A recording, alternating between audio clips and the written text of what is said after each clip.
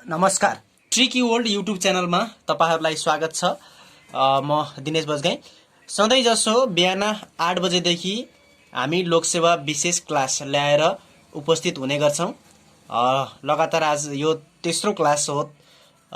Daily हाम्रो 2 class गइ नै सकेको छ, हिजो र अस्ति। आज तेस्रो क्लास ल्याएर म उपस्थित भइसकेको छु।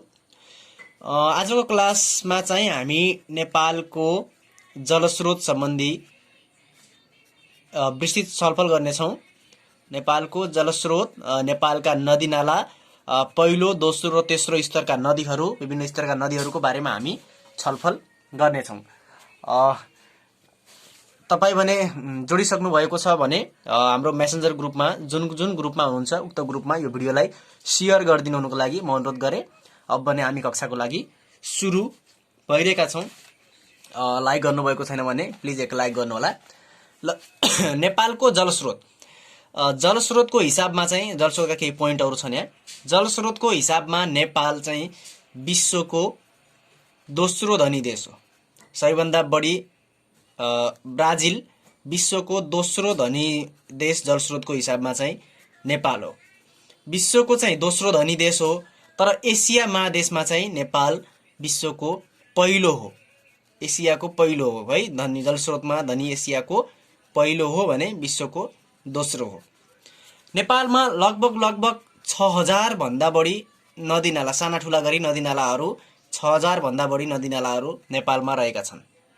6000 नदीनालाहरू छन्।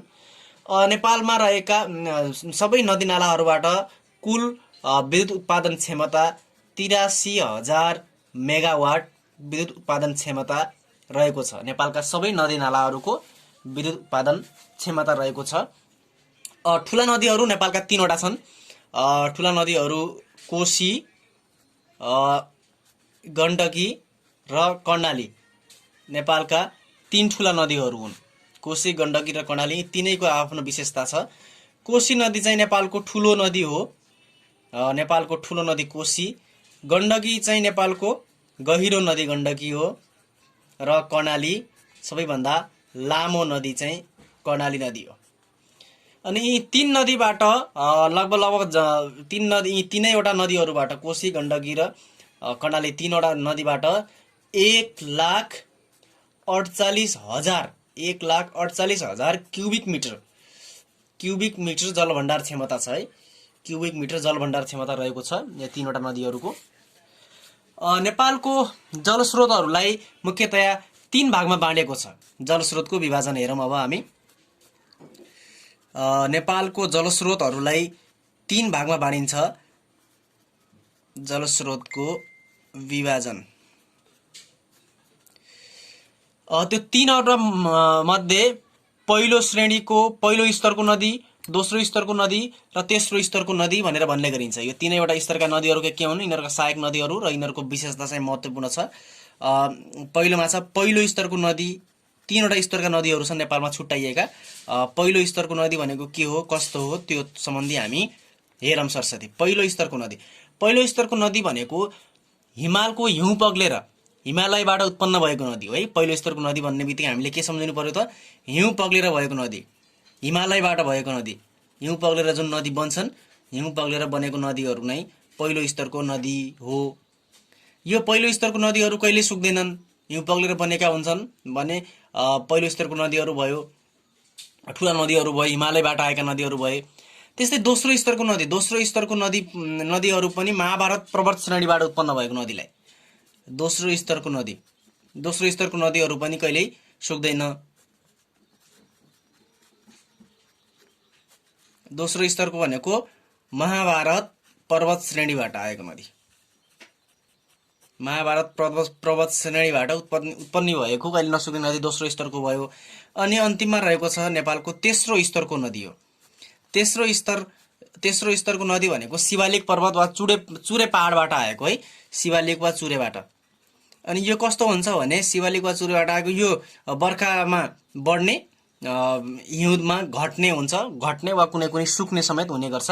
बर्खाको समयमा चाहिँ ठुलो हुन्छ, हिउँदमा चाहिँ घट्ने वा सुक्ने पनि हुन्छ यो तेस्रो स्तरको नदीहरू। अब हामी नदीहरूको स्तरपछि ठुला नदीहरूको बारेमा, तीन ठुला नदीहरूको विशेषताहरूको बारेमा हेर्छौँ। सबैभन्दा पहिले रहेको छ हाम्रो सप्तकोशी नदी। सप्तकोशी नदीको बारेमा हेरौँ।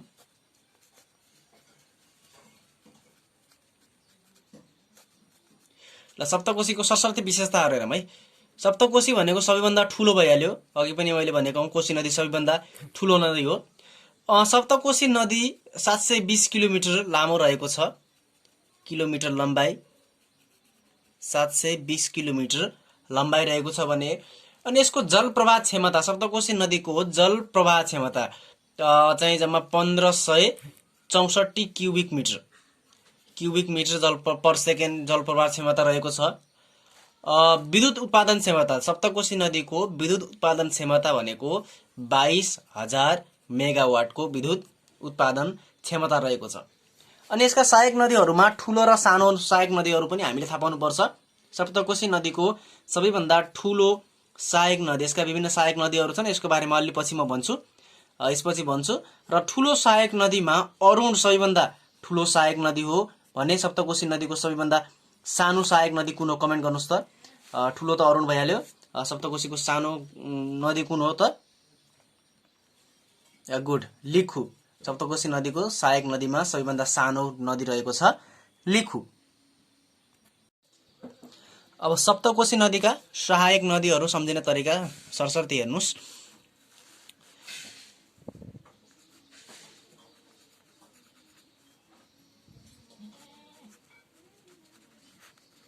सहायक नदीहरू सम्झिनको लागि एउटा कथा सम्झिनुपर्छ तपाईहरुले। त्यो कथा के हो त? सप्तकोशी नदी, ल ध्यान दिएर सुन्नुहोस् है त्यो कथा।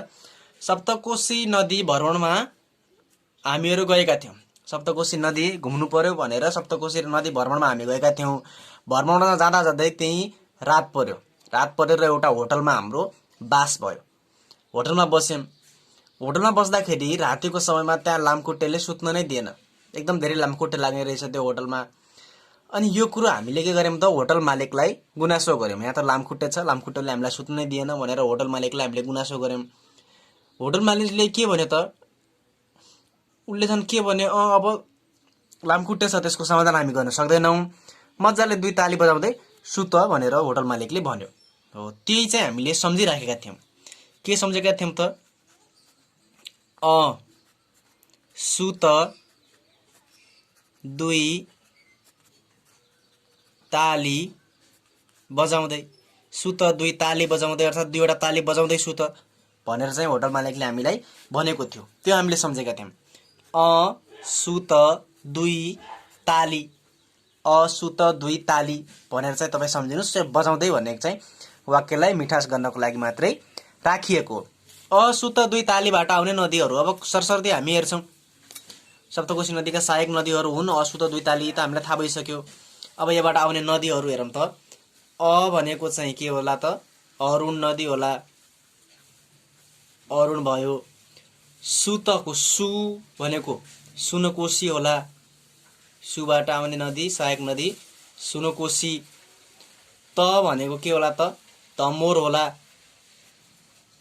2 छ, दु भनेको एउटा दुधकोशी होला, दु। ई भनेको इन्द्रावती होला। तालीको ता भनेको तामाकोशी होला, र ली भनेको के होला त? लिखु होला। यसरी चाहिँ हामी सप्तकोशी नदीका सहायक नदीहरू याद गर्न सक्छौं। अरुण, सुनकोशी, तमोर, दुधकोशी, इन्द्रावती, तामाकोशी र लिखु भए यिनीहरूका सहायक नदीहरू।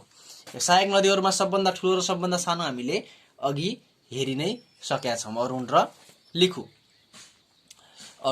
अरुण ठुलो, लिखु सानो।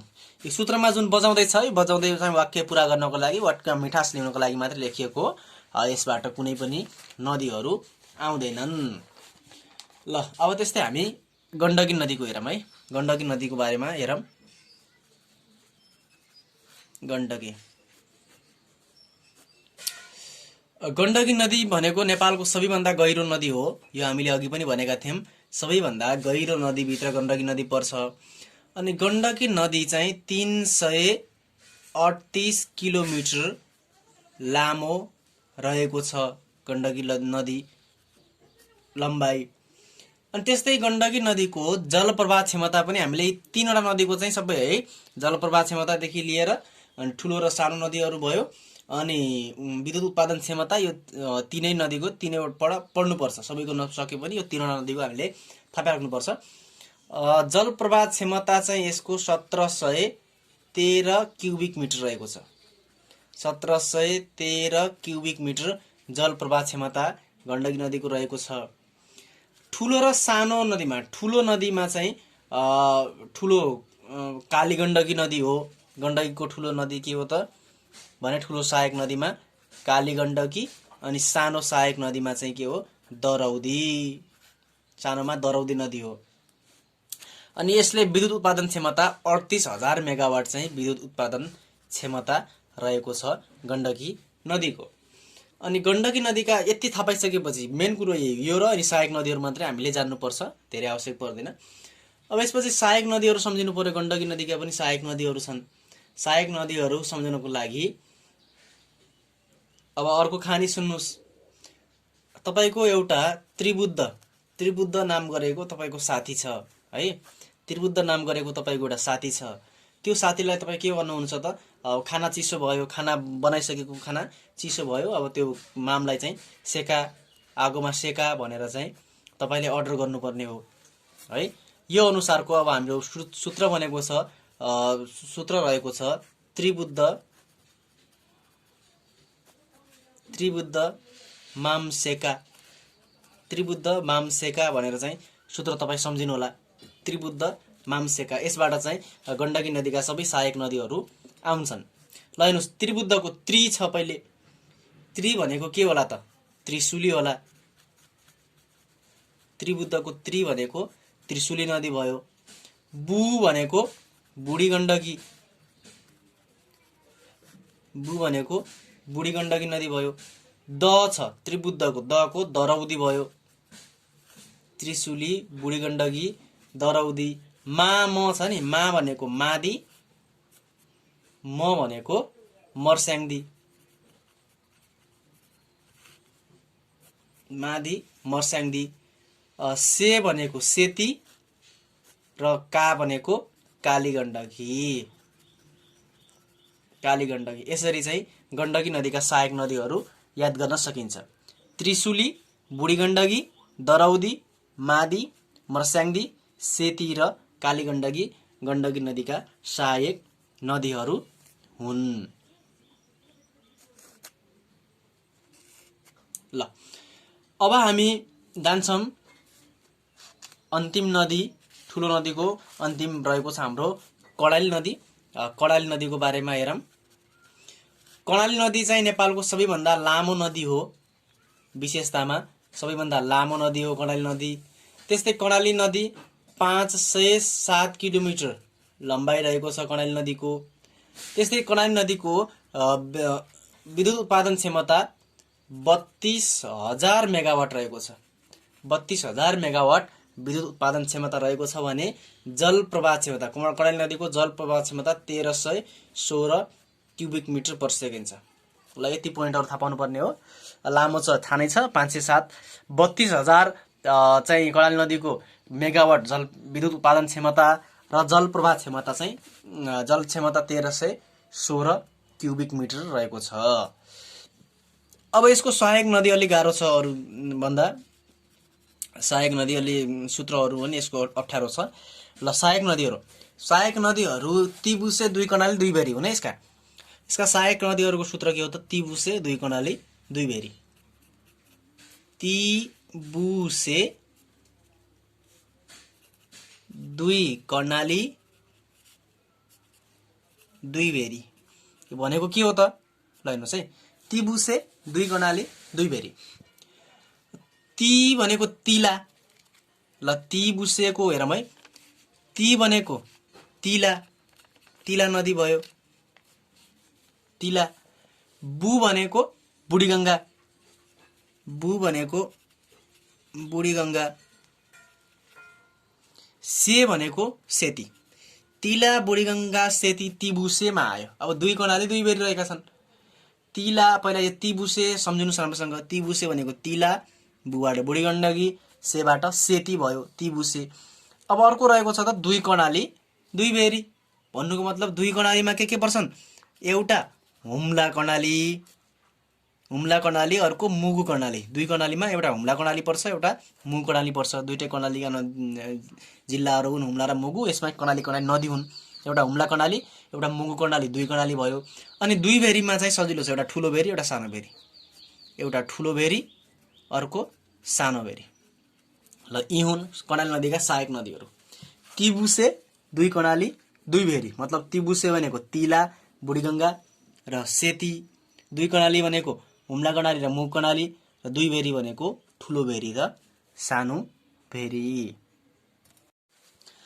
अब यसपछि हाम्रो रहेको छ अब तिब्बतबाट आउने नदीहरूको बारेमा हेरौँ।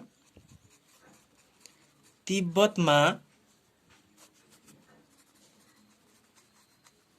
उद्गम स्थल, तिब्बतमा उद्गम स्थल भएका नदीहरू। तिब्बतमा उद्गम स्थल भएका नदीहरू 6वटा नदीहरू रहेका छन्। ती 6वटा नदीहरू के हुन् र त्यो कसरी सम्झिने भन्ने हेर्नुहोस्। अत्रि नाम गरेको तपाईँको एउटा साथी छ है। अत्रि नाम गरेको, अत्रि एउटा गोत्र पनि हुन्छ भनेर तपाईँलाई थाहा छ कि छैन? अत्रि भन्ने गोत्र पनि हुन्छ। वा अत्रि नाम गरेको तपाईँको साथी छ। अनि उसको घरमा गएर उसको परिवारलाई चाहिँ तपाईँ सोध्नुहुन्छ अत्रि कहाँ छ भनेर सोध्नुहुन्छ। त्यही सूत्र हो हाम्रो। सूत्र रहेको छ सुन त अत्रि कता छ, सुन त अत्रि कता भनेर चाहिँ तपाईँले सूत्र राख्नुहोस्। अब सूत्र अनुसार सुन त अत्रि कताबाट तिब्बतमा उद्गम स्थल भएका नदीहरू आउँछन्। कुन कुन नदीहरू आउँछन् भन्ने हेरौँ। सुन भनेको सुनकोशी भयो। सुन दुईटैको है, सुनकोशी, सुको र नको अलग नभएर सुनको सुनकोशी भयो। त भनेको तमोर नदी छ, सुनकोशी तमोर। अत्रिको अ भनेको अरुण, त्रि भनेको त्रिशुली, सुनकोशी तमोर अरुण त्रिशुली। क भनेको कर्णाली, क। ता भनेको चाहिँ तामाकोशी।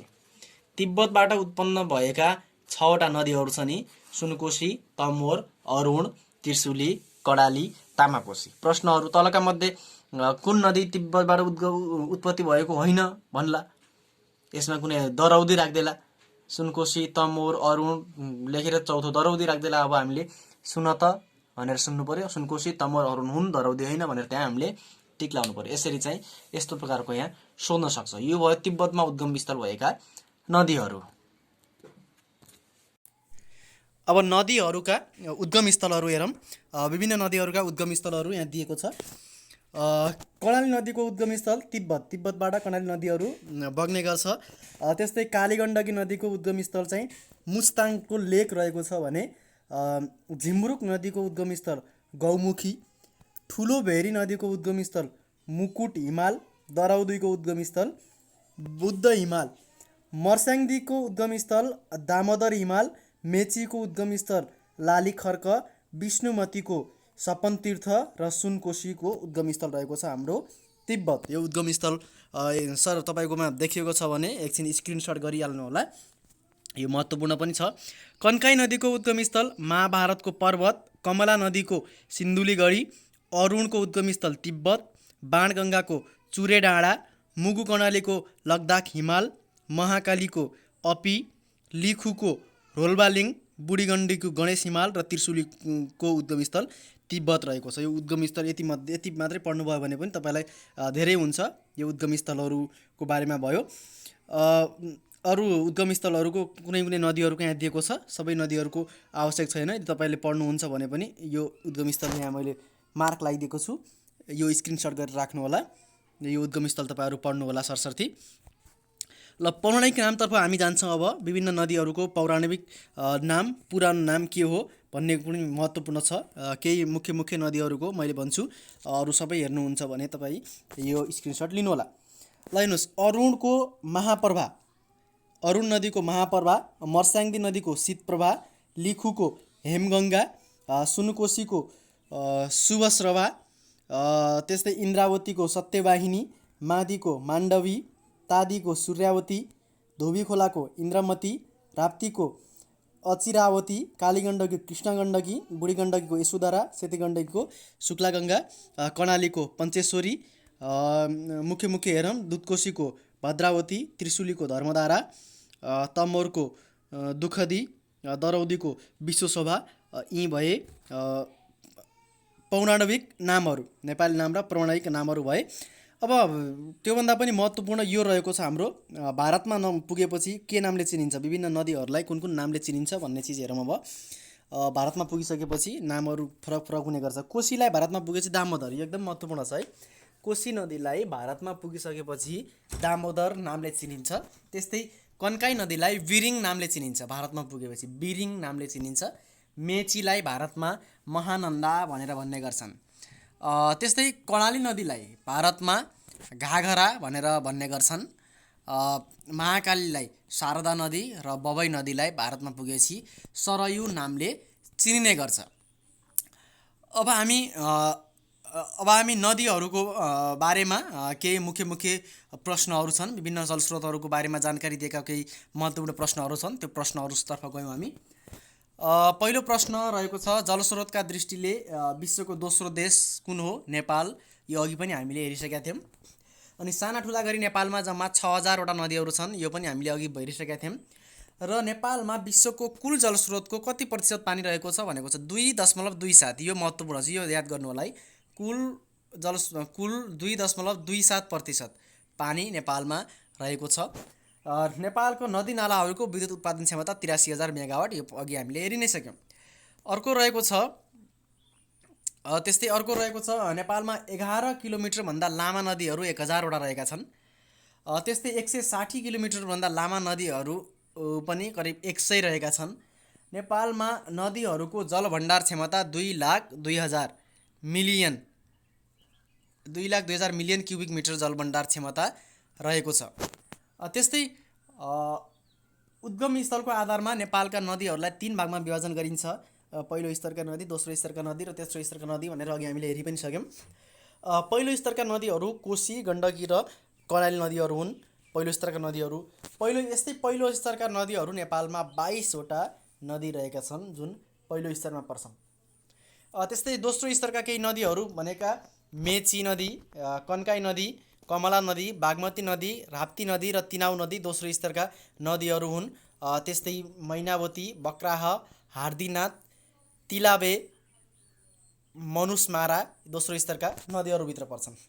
अनि सप्तकोशी नदी कुन ठाउँ पुगेपछि तराईमा प्रवेश गर्छ भन्ने छ। सुनसरीको चतरामा पुगिसकेपछि सप्तकोशी नदी तराईमा आयो। सुनसरीको चतरामा पुगिसकेपछि तराईमा आउँछ। नेपालका 3 नदीहरू गएर भारतको गङ्गा नदीमा मिसिने गर्छन्।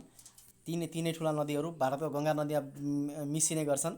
र प्रत्येक वर्ष नेपालको माटो 24 करोड घनमिटर नदीले माटो बगाएर लिने गर्छ। नदीका आधारमा नामाङ्कन गरेका 10वटा अञ्चलहरू थिए। तराईमा पुगेपछि बागमती नदीले कुन कुन जिल्लाको सिमाना कार्य गर्छ भनेको छ। रौतहट र सर्लाही जिल्लाको सीमाको कार्य गर्छ है। बागमती नदी तराईमा गइसकेपछि रौतहट र सर्लाहीको सिमाना हुन्छ। र त्यस्तै भोटमा मूल भएका 6वटा नदीहरूलाई अघि हामी हेरि नै सक्यौँ। अरुण, तामाकोशी, सुनकोशी, तमोर, कर्णाली र त्रिशुली भोटमा मूल भएका नदीहरू हुन्। नदीको आधारमा नेपालको विभाजन भन्ने छ। यो हेरौँ हामीले। कोशी नदी, सबभन्दा पहिले कोशी नदी पूर्वमा कञ्चनजङ्घादेखि पश्चिममा लामटाङ हिमालसँग फैलिएको छ। कोशी नदी पूर्वमा कञ्चनजङ्घादेखि पश्चिममा लामटाङसँग फैलिएको छ भने गण्डकी नदी पूर्वमा लामटाङदेखि पश्चिममा धवलागिरीसँग फैलिएको छ। त्यस्तै कर्णाली नदी भने पूर्वमा पूर्वमा धवलागिरीदेखि पश्चिममा ब्यास हिमालसम्म कर्णाली नदी फैलिएको छ। त्यस्तै लम्बाइ हामीले हेरि पनि सकेका थियौँ। 720, 338 र 507 लम्बाइ रहेका छन् लम्बाइ। अनि सहायक नदीहरू जलप्रवाह क्षमता यो हामीले हेऱ्यौँ। अब हामीले हेर्न बाँकी भनेका नामाङ्कन र भारतमा पुगिसकेपछि मात्र हेरेका थिएनौँ अघि, त्यो सम्बन्धी अहिले हामी हेर्छौँ। कुशिक नामले चिनिने गर्छ कोशी नदीलाई। गण्डकी नदीलाई गाण्डव र कर्णाली नदीलाई तिला। पञ्चेश्वरी, कर्णाली नदीलाई पञ्चेश्वरी नामले चिनिने गर्छ र भारतमा पुगिसकेपछि कोशीको दामोदर, गण्डक र कर्णाली नदीको भारतमा पुगिसकेपछि यसको नाम के हो?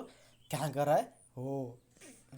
नदी सम्बन्धीको सम्पूर्ण विवरणहरू आजको लागि यति नै। म सम्पूर्ण क्लास सकिसकेपछि यो पिडिएफ तपाईँलाई म प्रदान गर्ने नै छु। भोलि पनि महत्त्वपूर्ण अरू कक्षा ल्याएर तपाईँहरूको माझ उपस्थित हुनेछु। तपाईँहरूले ट्रिकी वर्ल्ड युट्युब च्यानललाई सब्सक्राइब गर्नुभएको छैन भने प्लिज एउटा सब्सक्राइब गरिदिनुहोस्। आजको लागि म दिनेश बजगाई बिदा हुन चाहन्छु। हवस् त, नमस्ते।